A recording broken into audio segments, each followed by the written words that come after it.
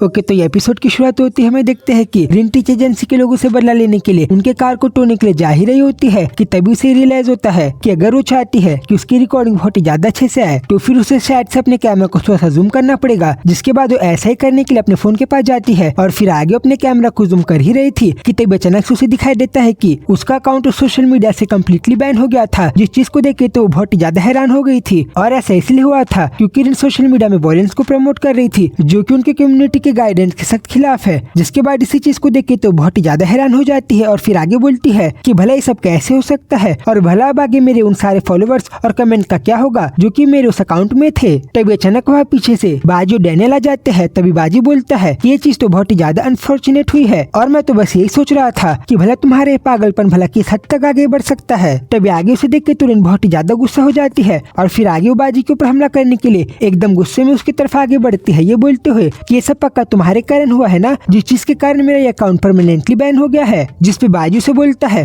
तो फिर तुम्हें क्या लगा था कि आगे क्या होगा और क्या तुम्हें सही में सोशल मीडिया की कंपनी कोई पागल लगती है जो कि तुम्हारे जैसे कोई भी इंसान को अपने प्लेटफॉर्म में रहने देंगे जो कि किसी भी तरीके की बेकार क्रिमिनल एक्टिविटी को प्रमोट करेगा। स्पेशली तुम तो वॉयलेंस को प्रमोट कर रही हो जो कि सोशल मीडिया में कम्प्लीटली बैन होता है। जिसके बाद इस चीज को सुन के तुरिन अपने जगह में ही रुक गई थी और फिर आगे उसे इसी चीज के ऊपर बहुत ही ज्यादा गुस्सा आता है और फिर आगे वो कुछ और करे उसके पहले अचानक वहाँ पे पीछे से कुछ और लड़के आ जाते हैं और वो लोग रिन को देखते हुए बोलते हैं कि वाह ये तो वही लड़की है और ये तो सही में हमारे स्कूल के पास है और ये देखो इसने तो अपने हाथ में उस हैमर को भी पकड़ा है और इसका मतलब क्या वो सही में तो टीचर एजेंसी के लोगों की गाड़ी को डिस्ट्रॉय करने नहीं वाली थी और ये लड़की तो सही में बहुत ही ज्यादा क्रेजी है और ये देखो वहाँ तो टीचर एजेंसी के लोग भी है। इसका मतलब क्या उन्होंने ये पागल लड़की को रंगे हाथों क्राइम करते हुए पकड़ लिया है। जिसके बाद इन सारी चीजों को सुन के रिन बाजी को बोलती है पक्का तुमने ही उन्हें यहाँ पे बुलाया है ना। जिसपे वो उसे रिप्लाई करता है अब तुम्हें जो सोचना है सोचो क्योंकि लाइव स्ट्रीम तो तुमने ही किया था। जिसके बाद आगे रिन उन सारे बच्चों को बोलती है गाइस तुम सारे लोग मेरी बात को सुनो, इन टीचर एजेंसी के लोगों के कारण मेरा सोशल मीडिया का अकाउंट परमानेंटली बैन हो गया है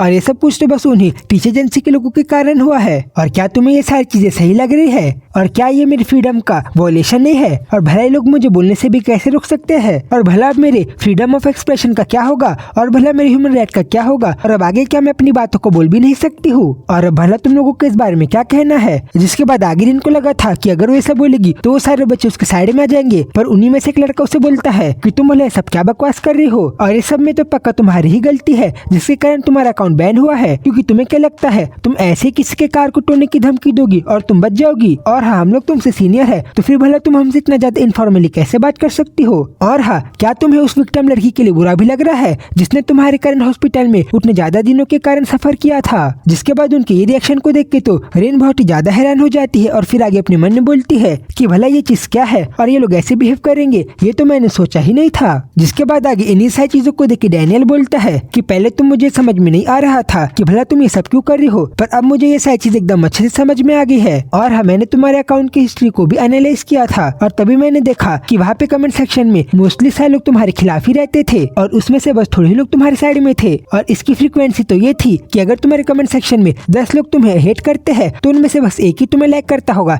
या फिर तुम्हें सपोर्ट करता होगा और तुम तो उन सारे हेट कमेंट के बीच में बस उसे एक पॉजिटिव कमेंट को देखती थी जिसको देख के तुम्हें ऐसा लगे कि तुम्हारी गलत चीजें भी सही है। और क्या इसी चीज को हम लोग कंफर्मेशन बायस नहीं कहते हैं जिसका मतलब हम चाहे कुछ भी गलत काम करें हम बस उन्हीं गिने चुने लोगों को देखते हैं जो कि हमारे गलत काम में भी हमारा साथ दे रहे हैं ताकि हमारा कंफर्मेशन बायस हो। जिसके बाद आगे बाजू उसके हाथ से हैमर को छीन के उसे बोलता है कि तुम्हारे अंदर तो अटेंशन सीकर के साथ साथ कंफर्मेशन बायस भी है जो कि एक बहुत ही ज्यादा सीरियस केस है और अब मुझे ऐसा लग रहा है कि अब तुम्हें वापस से सीरियल दुनिया में आ जाना चाहिए। और फिर यही बोलते हुए एकदम गुस्से में रिन के फोन को ही तोड़ने के लिए जा रहा होता है जिस चीज को देख के रिन भी घबरा गई थी पर फिर आगे बाजी बिना उसकी बात को सुने उसके फोन को तोड़ के उसे बोलता है कि रिन अब तुम्हारा टाइम आ गया है कि अब तुम वापस रियलिटी में आ जाओ और इन सारी चीजों को देखो। जिसके बाद आगे रिन अपने फोन को बचाने के लिए भी जाती है पर तब तक बहुत ही ज्यादा देर हो गई थी और उसके फोन का चकनाचूर हो गया था जिस चीज को देख के तो रिन का रोना ही आ गया था और वो फिर बोलती है कि अब भला मैं आगे क्या करूंगी क्योंकि इस चीज के अंदर तो मेरी पूरी जिंदगी कैद थी और ये चीज तो मेरे लिए बहुत ही ज्यादा है और अब भला मैं आगे क्या करूंगी। और फिर इन सारी चीजों के कारण तो वो बहुत ही ज्यादा रोने लग जाती है और फिर आगे वो उन सारे लड़कों को बोलती है कि गाइस तुमने ये सारी चीजों को देखा ना कि भला लोगों ने मेरे साथ कितना बड़ा वॉयलेंस किया है और क्या ये चीज मेरे ह्यूमन राइट का वॉयलेशन नहीं है। तभी आगे वो लोग तो उसकी बातों को इग्नोर ही कर देते हैं, ये बोल के कि ये लड़की तो सही में पागल है जो कि खुद दूसरे लोगों की ह्यूमन राइट को वोलेट करती है और फिर अपने तायमाने पे ये सब बकवास करती है। तभी आगे बाजू उसको संभालते हुए बोलता है कि ओए तुम्हें इतना ज्यादा सैड होने की जरूरत नहीं है। पर रिन उल्टा इस चीज के ऊपर भी उसे बोलती है कि ओए तुम मुझे टच मत कर और ये चीज तो एक फिजिकल हैरेसमेंट है जो कि तुम मुझे टच कर रहे हो। पर फिर आगे बाजू से बोलता है कि मैं तुम्हारे फोन को ठीक करा दूंगा और इसलिए तुम जल्दी से मेरे कार में आके बैठ जाओ। और फिर आगे रिन के पास कोई भी ऑप्शन न होने के कारण उसे बाजी के साथ कहीं पर जाना ही पड़ता है। और फिर अगले सीन में हमें देख पाते हैं कि बाजी ने तो रिन को एक अलग ही जगह में छोड़ दिया था, जिस चीज को देख के तो बहुत ही ज्यादा हैरान थी। और फिर आगे बोलती है कि भला ये सब क्या है और भला मैं कहाँ आ गई हूँ। और जब वो ऐसा बोल रही थी तभी हम उसके सामने दो मॉन्क को भी देख पाते हैं, जिसके बाद आगे हम रिन को कपड़ा चेंज करते हुए देखते हैं। और तभी वो बोलती है कि ये चीज तो बहुत ही ज्यादा फ्रस्ट्रेटिंग और ह्यूमिलेटिंग है कि भले लोगों ने मुझे किस जगह पे लाके छोड़ दिया है। और फिर आगे अपने अलग से कपड़े को देखकर बोलती है कि भला ये लोगों ने मुझे किस तरीके के कपड़ों को पहनने के लिए दे दिया है और ये चीज तो इतनी ज्यादा बेकार है कि इससे तो मुझे मेरी ग्रैंडमा की सुगंध आ रही है। फिर तभी अचानक वहाँ पीछे से एक दूसरे मॉन्क आके उसे बोलते हैं कि तो फिर क्या तुम्हारा कपड़ा चेंज करना हो गया, तो फिर ठीक है अब तुम मुझे आगे फॉलो करो। जिसके बाद आगे वही पर्सन उसे एक दूसरी जगह लेकर जाते हैं और फिर आगे उसे कहते हैं कि मैंने ये चीज को सुना है कि तुम इस दुनिया के प्रॉब्लम से बहुत ही ज्यादा तंग आ गई हो, तो फिर ठीक है अब तुम मेरी बात मान के इस स्टैचू के सामने 108 बार उठक बैठक करो, यानी कि अपने सर को झुका के इसे प्रणाम करो। तब यही चीज को सुन के तो बहुत ही ज्यादा हैरान हो जाती है और फिर आगे उसको कहती है और फिर आगे उन्हें कहती है कि तुम भले सब क्या कह रहे हो और क्या मुझे सही में इसके सामने 108 बार झुकना पड़ेगा और भला मैं ये सब कैसे करूंगी और भला 108 बार अपने सर को झुकाना,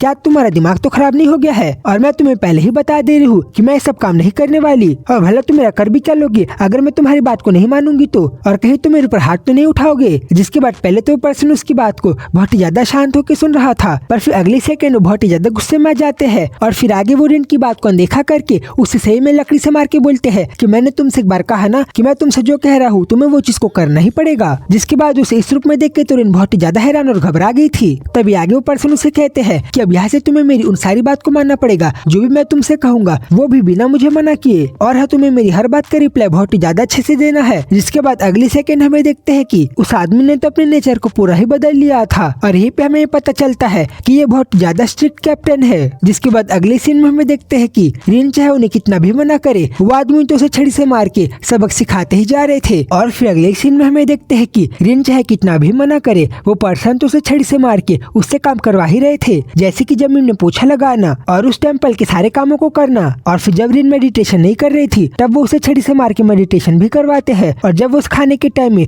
सब्जी को खाने के लिए मना कर देती है तब वो उसे डंडे से मार के वेजिटेबल को खाने के लिए भी बोलते हैं। जिसके बाद आगे रिन को ये सारे काम को करना ही पड़ रहा था, भले ही उसका मन करे या फिर ना करे। जिसके बाद आगे रात से दिन का टाइम हो जाता है और हम रिन को बहुत ज्यादा भाग के एक ब्रिज के ऊपर चढ़ता हुआ देखते हैं और उसके पीछे वो पर्सन बहुत ही ज्यादा गुस्से में भी आ रहे थे और वो उसे बहुत ही ज्यादा चिल्ला चिल्ला के बोलते हैं कि जल्दी तुम्हें और जल्दी रनिंग करना है, और जब अब हमारे फाइनल डेस्टिनेशन में आ गए हैं तब तुम बहुत ही ज्यादा अच्छे से गहरी सांस लो। जिसके बाद आगे रिन उनकी बात को मानते हुए बहुत ही ज्यादा हाफ की सांस लेने लग जाती है और इसी टाइम हम देख पाते हैं कि रिन ने बहुत ही ज्यादा मेहनत कर ली थी। और फिर आगे वो बोलती है कि भला हम लोग इस टाइम पे यहाँ पे क्या कर रहे हैं और भला मैं वापस अपने घर कब जाऊंगी और भला मुझे कब तक अपनी जिंदगी को इस तरीके से जीना है, और कहीं तुम मुझसे ये सारा काम मेरी जिंदगी भर के लिए तो नहीं करवाने वाले हो। पर फिर तभी उसका ध्यान जाता है कि उस जगह तो बहुत ही ज्यादा प्यार से सनराइज हो रहा था, जो चीज देखने में बहुत ही ज्यादा प्यारी भी लग रही थी, जैसे कि मानो वहाँ का एनवायरनमेंट पूरा ही प्यारा और स्मूथ हो गया हो। और इसी चीज को देख के तो रिन के जान में जान आ गई थी और उसे देख के ऐसा लग रहा था कि उसे ये चीज रियलाइज हो रही है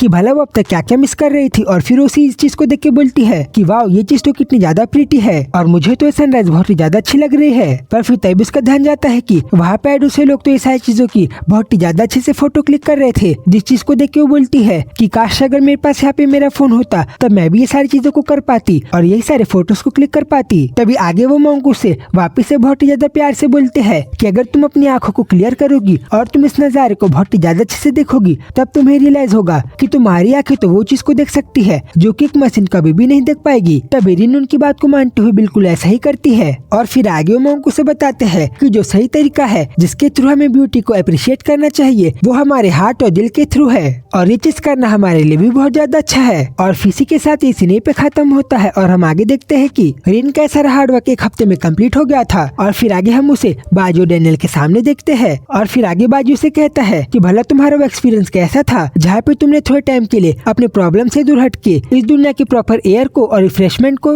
महसूस किया। जिस चीज का रिन कोई रिप्लाई नहीं देती और उसकी बात को इग्नोर ही कर देती है। बट डैन आगे बाजू उसको उसका फोन देके बोलता है कि ठीक है तो फिर तुम ये लो, जैसा कि मैंने तुम्हें प्रॉमिस किया था, मैंने तुम्हारे लिए एक नया फोन ला दिया है। जिस चीज को देख के वो हैरान भी हो गई थी। पर फिर आगे बाजू उसे अपने कार में बैठते हुए बोलता है कि तुम्हारा ये काम तो कंप्लीट हो गया है, पर अब आगे बस तुम्हारा कोर्ट में एक ट्रायल ही बचा है, तो फिर उस चीज के लिए मैं तुम्हें गुड लक भी कहता हूँ। और इसी के साथ वो उसे अकेला छोड़ के चले जाता है। ये चीज को देख के तो रिन भी हैरान थी। पर फिर आगे डैनियल बाजी से पूछता है कि क्या आपको सही में ऐसा लगता है कि उसने वहाँ पे अकेले रह के अपनी गलतियों के ऊपर रिफ्लेक्ट किया होगा? और मुझे तो उसे देख के ऐसा बिल्कुल भी नहीं लगता है कि वो ट्रेनिंग कैंप उसके लिए थोड़ा भी काम में आया होगा। और आपको भी पता होगा कि इंसान इतने आसानी से नहीं बदलते, और ये चीज तो आपको पता ही होगा कि वो ऐसी लड़की नहीं है जो कि इतनी आसानी से चेंज हो जाए। पर फिर आगे बाजी उसे अपने फोन में देखते हुए बोलता है कि अगर मैं तुम्हें एक्चुअली सच बताऊं तो उसका वो टेम्पल में जाना पूरा मीनिंगलेस है, क्योंकि जो मेन इंपॉर्टेंट बात है वो ये है कि अब उसे सोशल मीडिया से दूर रहे पूरा 1 हफ्ता हो गया है। और इसी के साथ सीन चेंज होते हम देखते हैं कि रिन ने एक नया अकाउंट बना लिया था और अब आगे वो वापस एक लाइव स्ट्रीम को स्टार्ट कर देती है। और फिर आगे सारे लोगों से कहती है कि हेलो एवरीवन, और मुझे पता है कि मुझे लाइव के थोड़ा टाइम हो गया है, पर कोई बात नहीं, क्योंकि क्या आप लोगों को पता है कि मुझे वो टीचर एजेंसी के लोगों ने किडनैप कर लिया था और फिर आगे उन्होंने मुझे 1 हफ्ते के लिए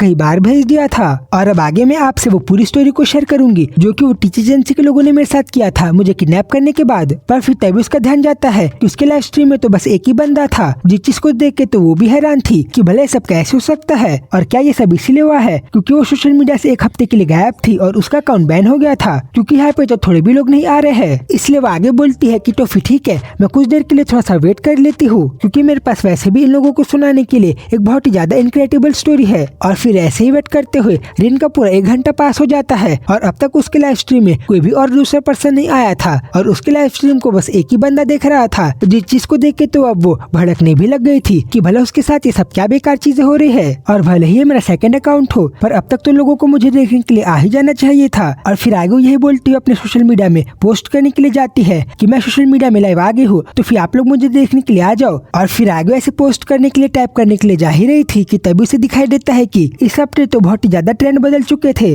जो चीज लोगों ने बहुत ही ज्यादा सर्च की थी या फिर वो लोग इस पे बहुत ही ज्यादा इंटरेस्टेड थे, जिसके अंदर बहुत टाइप्स के डिफरेंट तरीके के न्यूज थे, जिस चीज को देख के वो हैरान होते हुए बोलती है कि जब तक मैं यहाँ से बाहर थी तब तक सोशल मीडिया में इतनी सारी चीजें बदल गई है, और क्या इतनी डिफरेंट तरीके की चीजें बस 1 हफ्ते के अंदर ही हुई है। और फिर आगे यही चीजों को सोचते हुए बहुत ही ज्यादा घबरा रही थी कि तभी उसे अपने लाइव स्ट्रीम में बाजी का ही मैसेज दिखाई देता है, जहाँ पे बाजी से बोल रहा था कि तो फिर क्या अब तुम्हें रियलाइज हुआ कि जो चीज तुम्हें पहले रिसीव हो रही थी वो अटेंशन नहीं, बस एक गॉसिप थी जो कि लोग तुम्हारे बारे में कर रहे थे अपने टाइम पास को करने के लिए। और वो लोग तो ना ही तुम्हें क्रिटिसाइज कर रहे थे ना ही तुम्हें सपोर्ट कर रहे थे, बल्कि वो लोगों ने तो बस तुम्हारे बारे में थोड़ा सा गॉसिप करके तुम्हारे बारे में बात करके अब तक तुम्हें भुला भी दिया होगा। और जब तुम सोशल मीडिया से थोड़ी देर के लिए बाहर गई तब तक लोगों ने तुम्हें भुला भी दिया है। इसलिए रिन अब आगे तुम्हें अपने छोटी सी दुनिया से बाहर आके इस असली की दुनिया में जीना चाहिए। और फिर आगे बाजी भी उसके लाइव स्ट्रीम को छोड़ देता है, जिसके बाद आगे रिन को भी ये रियलाइज हो गया था कि भला वो अब तक कितनी ज्यादा बड़ी गलती कर रही थी, और इसी के साथ अपनी गलती को एक्सेप्ट करके अपनी लाइव स्ट्रीम को बंद कर देती है। जिसके बाद आगे कुछ दिन बीत जाते हैं और हमें कोर्ट का सीन देखते हैं, जहाँ पे रिन और हिसो की हियरिंग चल रही थी और वहीं पे डैनियल और बाजी भी बैठे हुए थे।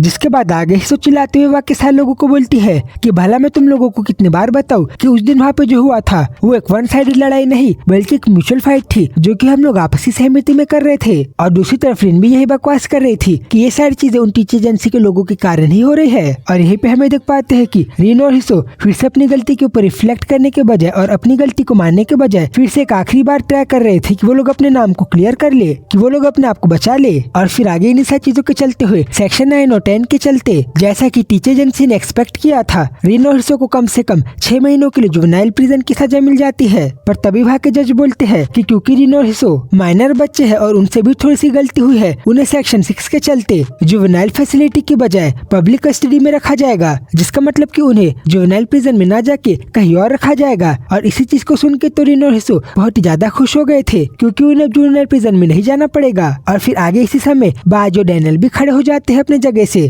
और यहीं पे हमें देख पाते हैं कि रिन और हिसो बहुत ही ज्यादा खुश होते हुए एक दूसरे के साथ गले लग रहे थे, क्योंकि वो लोग कहीं ना कहीं थोड़े से बच गए थे। जिस चीज को देख के बाजी भी खुश हो रहा था, क्योंकि उन्हें सजा भी कम मिली और उन्हें वो स्वाद भी मिल गया कि अगर वो लोग दूसरों के साथ गलत करेंगे तो वो लोग बच के नहीं जा पाएंगे। पर तभी हम दूसरी तरफ एक दूसरे लड़के को देखते हैं जो कि यही सारी चीजों को बहुत ही ज्यादा ध्यान से देख रहा था, जैसे कि मानो वो अपने मन में कुछ अलग सी प्लानिंग कर रहा हो। और इसी के साथ ये वीडियो पे खत्म हो जाती है। तो गाइस, अगर आप सबको वीडियो अच्छी लगी हो तो फिर चैनल को जरूर सब्सक्राइब करना। जल्द ही मिलूंगा इसके आगे की स्टोरी के साथ। अब तक के लिए बाय बाय।